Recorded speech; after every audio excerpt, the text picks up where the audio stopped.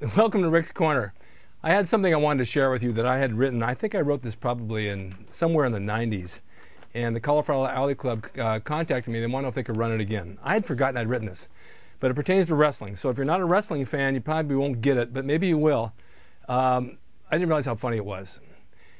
You watch too much wrestling if, on your resume, under experience, you write, I'm the best there is, I'm the best there was, and I'm the best there'll ever be. You imagine on your resume? On a job application, you state your residence is parts unknown. Every wrestler comes from parts unknown, the mystery of it. You go through airport security and they let them check everything in, but their boots. Got to have your boots. You begin to shake someone's hand in public, but then you hesitate and look around for a reaction from the crowd. You know you're watching too much wrestling when you dye your mustache blonde and leave your beard black. Well, I was guilty of that. When someone you work with leaves for another job with more money, you accuse them of being disloyal to the company that made them the star. You know you're watching too much wrestling on a promotion at work is seen as getting a push. Because in wrestling, when you're going to the top, the office is giving you a push. Now, you guys that don't wrestle won't know this word, but every secret is a kayfabe. Kayfabe in wrestling means zip up the mouth and don't talk. If you're talking to somebody in a crowd and somebody walks up that you're talking about, kayfabe. Just say the word. Everybody shuts up. That's a secret of wrestling I just gave away, but it's open anyway. You guys can use that.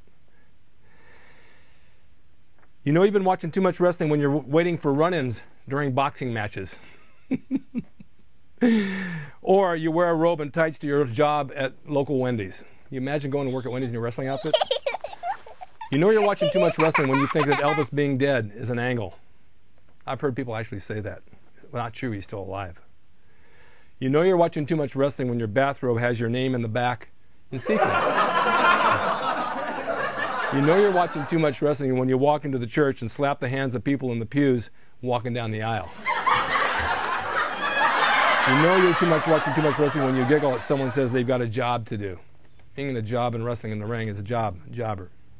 Like I said, you wrestling fans may not get this.